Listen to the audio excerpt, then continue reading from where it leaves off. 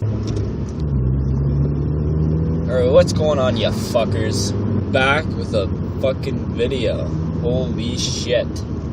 If I had a dime for every video that I've made, I'd have 20 cents. But that's alright, because I'm kicking off a brand new series on my channel. The first one ever. Car vlogs. I know, right? So original. I am a fucking genius. So for this first one, I wanted to come up with an interesting and also very original topic. And that is my bad driving habits. So, let's start it off with a pretty big fucking bombshell. Probably the worst driving habit that I have, and it's developed over the years that I've been driving, which isn't a good thing. Just let me put my fucking shades on really quick here. So, according to the rules of the road, this signal right here that you use for basically every time that you turn or make some sort of move on the road is supposed to be on before you change lanes. What I tend to do is get halfway into the other lane and then do a little quick flick of my signal lever. Like, I don't flick it down, let it tick, and then flick it back up. I literally rest my hand on the signal lever, and it does a little click, just a little one. And then it clicks a billion times because my car is fucked and decides that it wants to put its fucking signal ticker thing on without actually signaling and me not touching anything. But that's okay though, because we have 2 seasons here in Canada, fucking hot and fucking cold. And because it's a wiring issue, when it's fucking cold, this shit doesn't happen. Oh, look at me, I'm so cool, I can fucking get into the other lane without barely signaling. See, I've accepted the fact that I think I'm cool, when really it just makes me look like a really big Euro douche. And let's be honest, I am a really big Euro douche. I'm wearing a fucking headband and I have a flamingo on my dash, for God's sake. If that doesn't scream, give me attention, then I don't know what does. Exhibit A. And the worst part is I use my signals for everything else. Like, I'm not that guy that turns corners and doesn't signal at all. Because I fucking hate that guy. You know what it comes down to? I'm just a lazy fucking bastard. That's what it comes down to.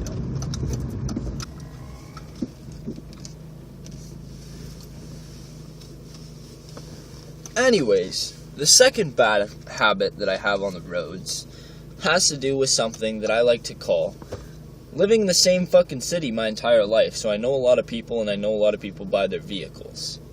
What I'm trying to get at here is the second that I see somebody else that I know on the road, whether it be in their parents' car, their grandma's car, with their dog, with their aunt, with their fucking brother, if I see somebody's car and it looks like somebody that I know's car, and I don't know if it's them or not, and a lot of the time it isn't, I will hunt them down just to show them that I am driving next to them in my car.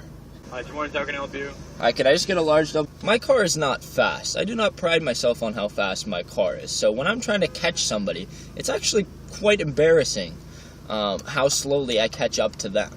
Along with the fact that all my friends are car guys, and they normally own a decently fast car, something that's faster than this junker. And that's not just because they all drive like assholes, which is true for a lot of them, but I mean, there are specific times for that. There's limitations to this car, and that's not only speed, but that's a perfect segue into the next thing that I'm going to talk about here. But there are also some physical limitations to my car. Look at this fucking Civic behind me. Thank you. Thank you. Have a good day. Fucking bitch.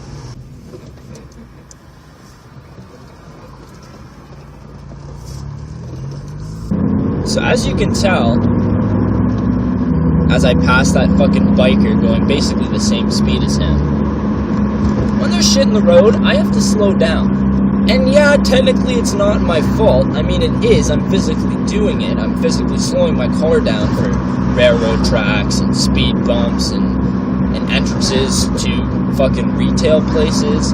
in my driveway. But I have a lowered car. I can't help something like that. If I go over something like that too fast, I fucking smack my oil pan. I fucking destroy my lower subframe. I bend shit. I probably have, give or take, half an inch to an inch of ground clearance. And again, my fault. I have 18-inch rims in the back, 17-inch rims in the front, so I'm like a fucking dragster on coils at their lowest settings.